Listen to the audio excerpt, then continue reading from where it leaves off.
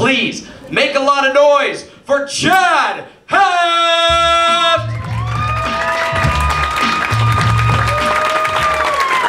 Hey man, thanks for coming out tonight.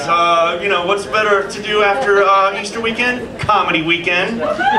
From Passover to Hangover. Let's do this. Let's go. So this was my favorite type of Easter when it fell on that last Sunday of the month. Because it goes from Easter right to April Fool's Day. It's a coincidence? You know, was that the way it was back in the day? You know, it's like, oh, I heard the rumors. Oh my God.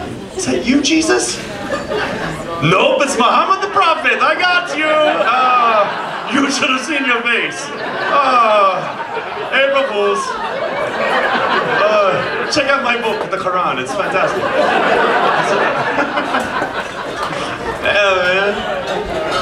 Good old Easter where the family gets together for that fantastic 20-pound bunny rabbit dinner with the chocolate stuffing and all the candy fixings. Now, after a long day of looking for Easter eggs and making fun of the Jews for not being able to get the job done, you know, did I offend everybody so far? Did we get everybody? We're good? All right? All right. Just spreading around the love-hate, I guess you would call it like that. Yeah, you know Easter's one of those candy holidays that's out of control, because I went to the Sweatpants Pavilion, aka Walmart, as you know. Looking forward to using that later. Right on. It's a gift bag show. But dude, their candy was ridiculous, you know? Same thing at Halloween. It's like, oh, is that a 30-pound bag of Melt Duds shaped like bunnies for $2? And Snickers, same price? Oh my God. I can't believe diabetes is everywhere.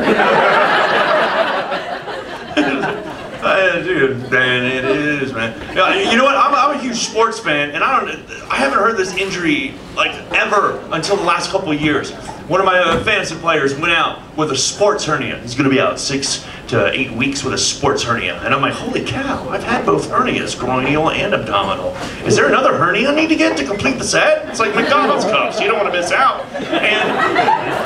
And I'm glad, when I was young, I got the groinal hernia, and I got the abdominal one when I was in my 20s, and I'm glad it went that direction. I'm much more comfortable reaching down and going, hey, what's that bulge coming out of my belly button? Rather than reaching down and be like, oh good, a third ball. Awesome. This is just a figurative and literal speed bump to sex. This is fantastic. I did not need this. So I'm glad it went that way, but I looked it up. And you know what? Yeah, hey, anybody know what the difference between a sports hernia and a hernia is? Nothing. Absolutely nothing. Nothing. A sports hernia is defined as a hernia that you got while playing a sport. And I'm like, really, we're gonna get politically correct with injuries now to make the millionaire sports star feel better? I'm not doing that. Sports hernia. Oh, that'll explain my comedy diabetes. Yes. I better cut it out with the cigarettes. I'll get that smoking cancer. But at least if I get the cancer, people can look past my porn carpal tunnel. So.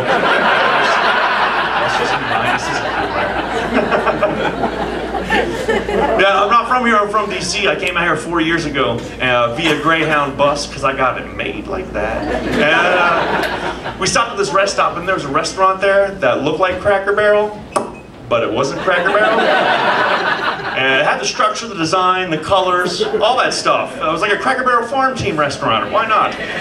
And I knew it wasn't Cracker Barrel by what they were having for their brunch special. You know what they were having? Chicken omelet.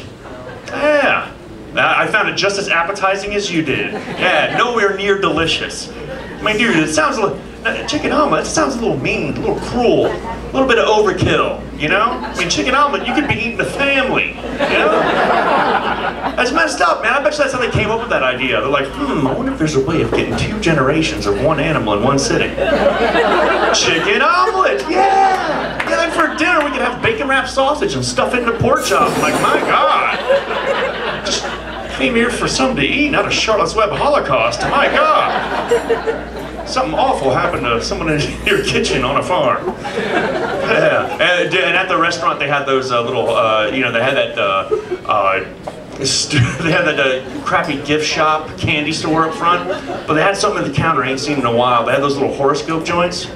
You guys remember those? Those monthly rolls of horoscopes? Yeah, I gotta tell you folks, it doesn't matter if you read them or you smoke them, they affect your life just the same, okay? Yeah. says we're gonna go someplace new today. What's yours say? Mine says we're going someplace else to eat chicken omelet. This place sucks. They're both right. All right, as we all know, the rainbow is the symbol for gay pride. Well, I hope we all know this. It's 2013. It's been around a while. Spoiler alert, sorry. Next, the end of The Sixth Sense. You had your time. But as we all know, it's the symbol for gay pride. And now when I see a rainbow in the sky, it doesn't have the same connotation as it did when I was a kid. And it's not that it's a bad thing, it's just different. Like I was driving back from a gig in Reno, and I'm driving back, there's a huge rainbow in the sky, and I was like, oh snap. Something really gay is going on.